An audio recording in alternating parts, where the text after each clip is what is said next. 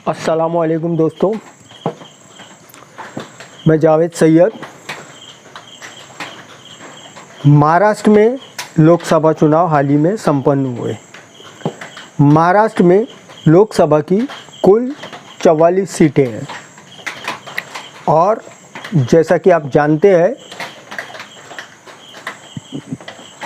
44 सीटों में से महाराष्ट्र की मुस्लिम आबादी 11.46 कुछ है। मतलब हम 11% मान के चलते हैं। मतलब 100 में आप 11 होने चाहिए, 50 में आप 5.5 होने चाहिए। 5.5 ना मानते हैं तो 5 मान लेते, चलो 10 पे 1 मान लेते हैं। तो 44 में आपके अगर परसेंट के हिसाब से कम भी लगाते हैं तो 4 सांसद आपके महाराष्ट्र में मुस्लिम होने चाहिए थे। आपको पता है कि आपके कितने हैं? आपके है बहुत बड़ा एक ज़ीरो महाराष्ट्र में। मतलब लोकसभा में महाराष्ट्र से आपकी हिस्सेदारी एक बहुत बड़ा अंडा है। ये आपके लिए शर्म की बात है।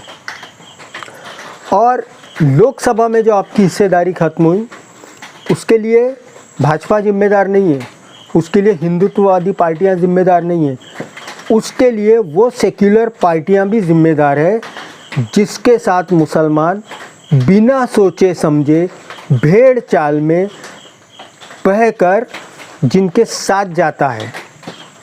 अब जैसा कि हम लोकसभा चुनाव में जानते हैं, ये बात पेपर में भी आई, न्यूज़ में भी आई, भाजपा भी इसका बहुत बड़ा वो करती है। शिवसेना ने खुद एक्सेप्ट किया है कि शिवसेना उद्धव बालासाहब ठाकरे जो है यूबीटी है, उसको मुसलमानों ने भर भर कर वोट दिया। अब आप ये देखिए 2 साल पहले जो एकनाथ शिंदे जी जो है हमारे मुख्यमंत्री, वो शिवसेना से 40 विधायक लेके अलग हुए, फिर वो बढ़ते बढ़ते 50 हो गए और फिर वो उसे गद्दारी कहा गया। बाद में कुछ ऐसे घटनाक्रम हुआ कि एकनाथ शिंदे जी मुख्यमंत्री बन गए, उद्धव बालासाहब ठाकरे को इस्तीफ़ा देना पड़ा। तो महाराष्ट्र में एक प्रकार की उद्धव बालासाहब ठाकरे के साथ सहानुभूति जिसे हम कहते हैं या उर्दू में कहते हैं, लोगों का उनके साथ सहानुभूति थी कि यार इनके साथ धोखा हुआ है करके, इनका मुख्यमंत्री पद छीना गया, इनके विधायक छीने गए।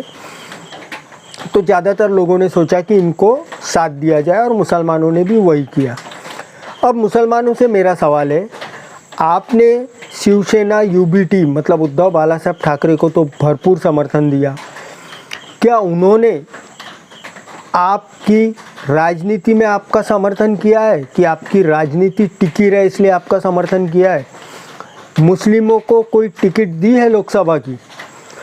किसी मुस्लिम उम्मीदवार को उतारो, कांग्रेस से कहा है, राष्ट्रवादी शरद चंद्र जी पवार से कहा है कि मुस्लिम उम्मीदवार को उतारा जाए, हम चाहते हैं कि महाराष्ट्र से आबादी के हिसाब से मुसलमान लोकसभा में जाए? नहीं कहा है। और वो खुद जानते हैं कि उन्होंने मुसलमानों को ने भर भर कर वोट दिया है। अब आप एक चीज़ समझिए, 2 राजनीतिक महत्वाकांक्षी लोग, मतलब 2 नहीं कह सकते, एकनाथ शिंदे जी, उन्होंने अपनी राजनीतिक महत्वाकांक्षा के लिए 40 लोगों को तोड़ा, बाद में मुख्यमंत्री बन गए। तो ये राजनीतिक पावर सेंटर का मसला था।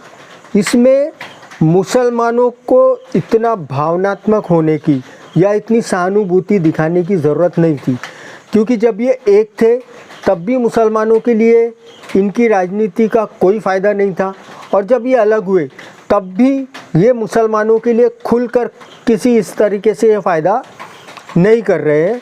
मुंबई में भी कई घटनाएं हुई है जहाँ पे दुकानदार के नाम अगर कुछ है और दुकान में काम करने वाले मुस्लिम है, लोग जानते हैं कि हम अक्सर कुछ इंग्लिश नाम रख लेते हैं, कुछ रख लेते हैं, तो उनके ऊपर हमले हुए हैं।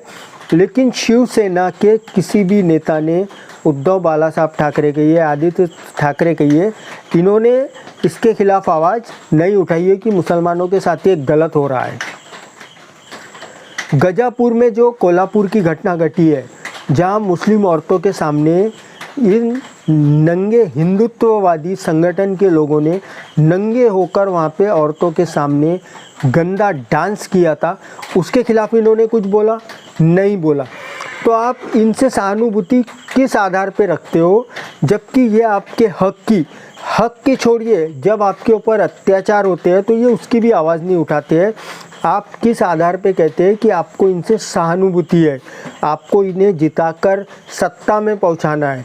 आपको क्यों पहुंचाना है जब आप सत्ता में नहीं जा सकते हो, ऐसे लोग नहीं जा सकते जो आपके हकों की बात करें, तो फिर आप ऐसे लोगों का समर्थन क्यों करते हो? कांग्रेस ने भी आपके साथ यही किया। कांग्रेस ने जो उत्तर मध्य मुंबई की सीट है, जो कि मुस्लिम बहुल इलाका है, जहां से मुसलमान सांसद चुनकर आ सकता था, नसीम खान ने वहां से टिकट मांगी थी, पर नसीम खान की टिकट काटकर उन्होंने वर्षा एकनाथ गायकवाड़ को टिकट दिया और वो वहां से जीत कर आई। मतलब एक जो कांग्रेस की सीट से मुस्लिम आ सकता था, कांग्रेस ने वहाँ से भी मुसलमान का पत्ता कट कर दिया।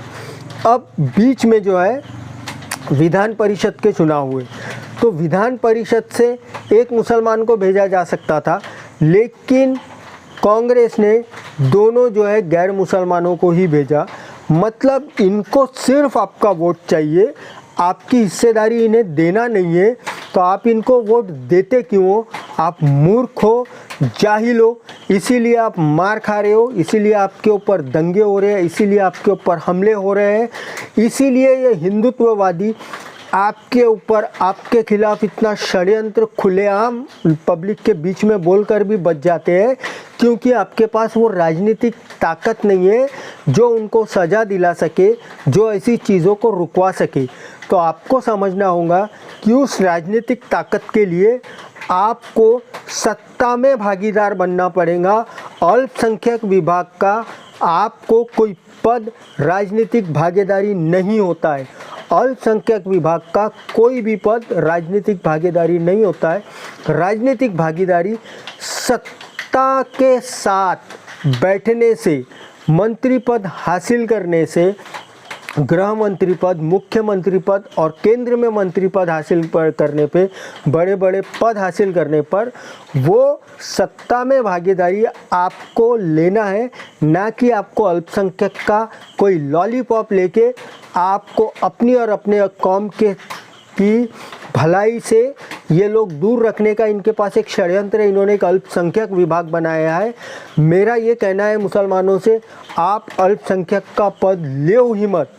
आप कहिए कि हमें मुख्य धारा की राजनीति में पद दो, अल्पसंख्यक का पद हमको नहीं चाहिए।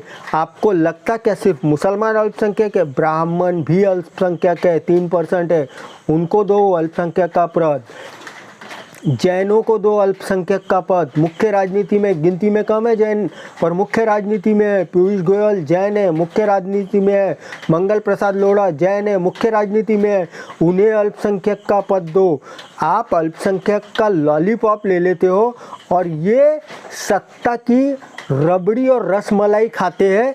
ये आपको समझना होगा।